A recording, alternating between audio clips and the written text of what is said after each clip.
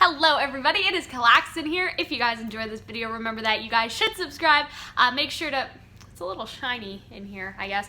Make sure to ring that notification bell for more RWBY news and stuff. And before you guys are like, Cal, what the fuck? Like, where are you? And so I am going to RTX.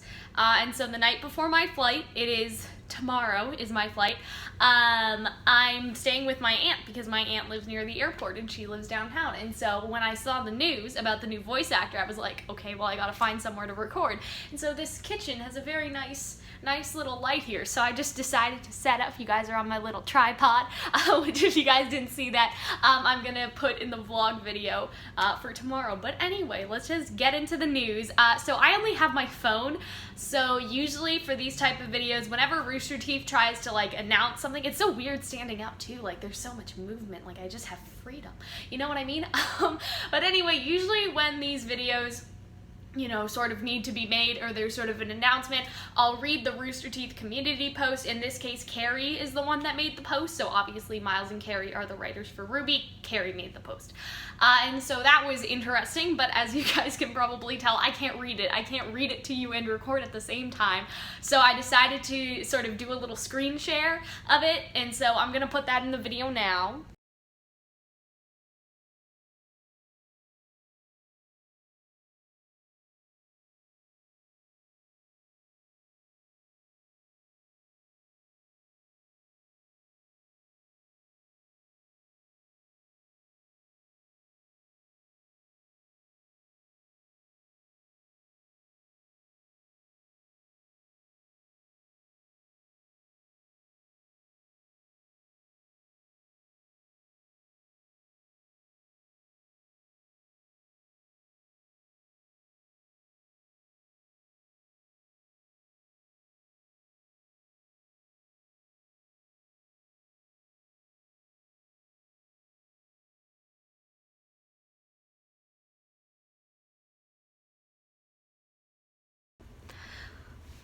Hi. Okay, so we're back. So if you guys don't know, his name is Jason Liebrecht. I think I tried. I'm so sorry, my dude. But yeah, I did my best. I don't have it in front of me, and so it's really hard to sort of know how to pronounce it. I tried to listen to it and Google Translate to see if that would help me. It clearly didn't. But yeah, he plays Zeke in Attack on Titan. He plays Dabby in My Hero Academia, who I love. Like, I just love that character so much, and I love the theories. I don't know what's happening to my voice right now. I love the theories about that character, and so I'm like, I'm pretty hyped, guys. And like, even if you don't watch My Hero Academia, just like look up like clips or something, give it a listen. Like, you can tell that he's gonna do a good job as Qrow, at least in my opinion. That's what I think. And so like, that's the first thing, is that you guys just have to sort of listen to the stuff he's been in. Apparently he's been in Borderlands, he's been in a couple other anime, he's been in Dragon Ball, so I've heard. Like, I didn't go and like verify all this, it's just people on Twitter's like, oh yeah, he's in my favorite anime, and like name the anime. And so that's just sort of that. He's the new voice actor for Qrow, and I hope that I get his signature in my little autograph book, because that would be very exciting.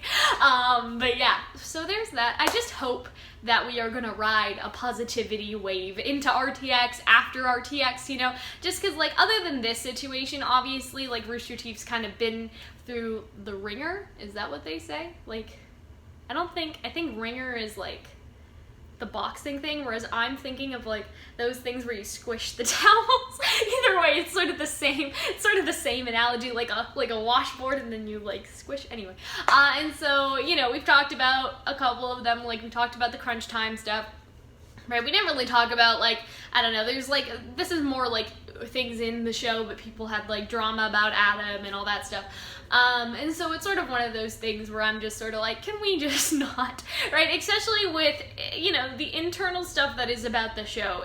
That's sort of different in my opinion, just because it's like, oh, okay, like people are gonna debate this basically, and that can be done sort of, you know, respectfully. Like with Adam and with Bumblebee, it's like those topics shouldn't be completely like shut down for debate and stuff like that. Like, people should talk about them, but sometimes people get mean, and that's sort of the problem. But with stuff like this, like sort of external drama, if you want to call it that, and that toxicity, like, I feel like it's a whole different breed. Obviously, because you're obviously dealing with real people instead of fictional characters, it's different, but it's just sort of like, I don't know, like, I feel like that those are the controversies that have been sort of the worst, right? Like Shane's letter, and like, I feel like Glinda, people thought she deserved to be fired. I mean, I don't like to say that, because like, since we did the Glinda video, you know, Hunter and I were just sort of starting, so since then I've changed. Like, if you watch our video from talking about Glinda being fired to talking about Vic being fired, it's obviously like very different. Like, I tried to just report on the news, like I wasn't like, oh, and this person on Twitter said this, and then this person said that, right? It was like strictly looking at the news and then sort of looking at it from a PR perspective, and I'm actually going to talk about PR a bit in a minute.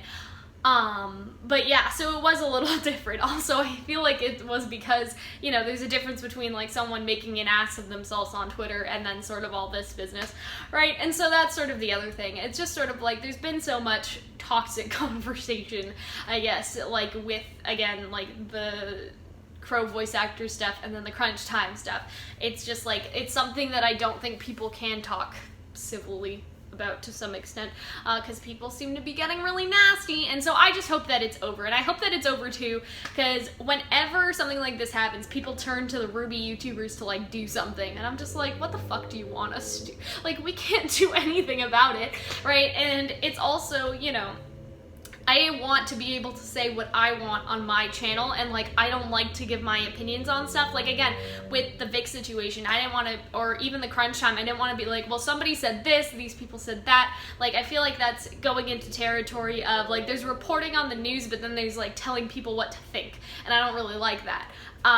And so it's one of those things where it's like, I wouldn't want to, first of all, like, sort of be like, all right, everybody, you know, this is like, because, you know, people have messaged us with like, oh, you should promote this certain like opinion or this, I don't want to say ideology, that's a little much, but you guys understand what I mean. Like, people are sort of coming to us with their like agenda of what they would want us to say, and it's like, if I see like an opinion on my channel while reporting on like news stuff, I want it to be mine, first of all. Like, I don't want to stand up here and then just say something because like somebody, you know, added all of us and told us to, right? I want it to be my opinion if I ever give it, and usually I don't like to, because I think, again, like, I don't like to tell people what to think. And even about this, like, I'm not going to tell you to be happy if you're not happy, you know what I mean? Some people are going to be bummed out, and they are going to be sad, and those people may not necessarily be sort of the crazy people that have been harassing us on Twitter, but they may just be people that are bummed out, and like, that's okay. Like, I totally get that,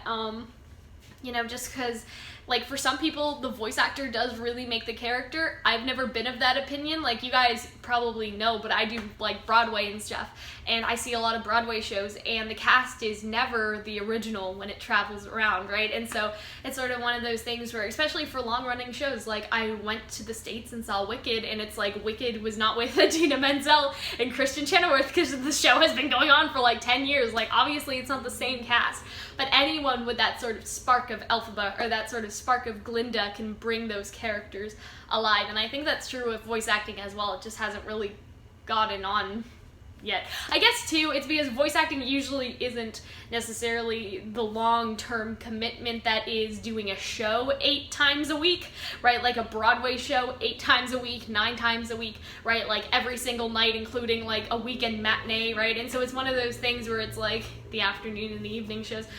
It's sort of one of those things where it's like, yeah, it kind of makes sense that for voice acting, they wouldn't replace the voice actor unless they die or something else happens, like this situation, right? Or the voice actor just isn't interested anymore for whatever reason, or they're doing something else.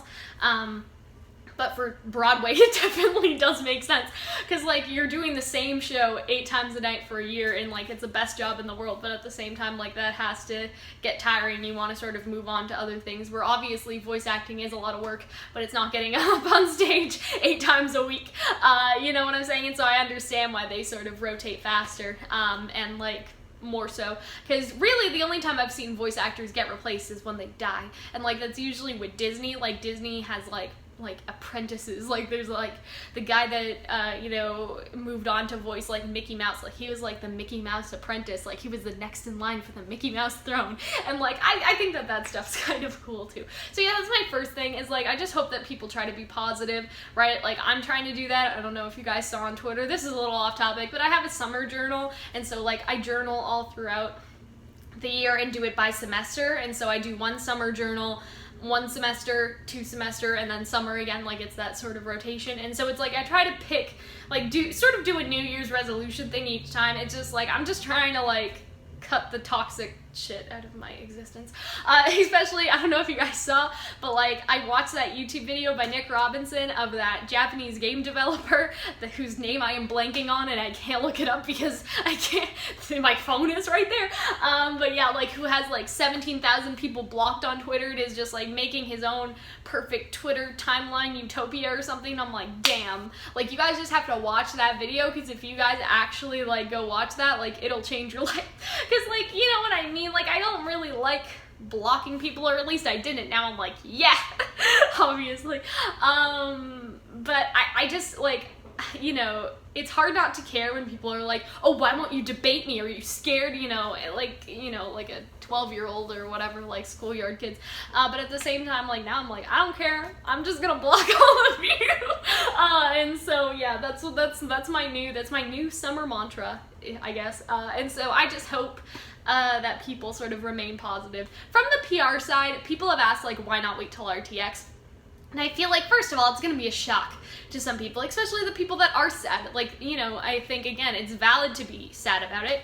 And the people that are sad are not necessarily in the same category of the people that are harassing people on Twitter. And I feel like we need to understand that there are people that are sad about the changes, but not going that far. And that's okay. Like, those people are okay. You know what I mean? And so that's the first thing. I feel like they don't want to, like, super shock people, especially bum people out, right? Because it'll remind them, like, oh, yeah, that's a thing that happened, and, like, make them sad. I'm sure they'll bring it up at the panel.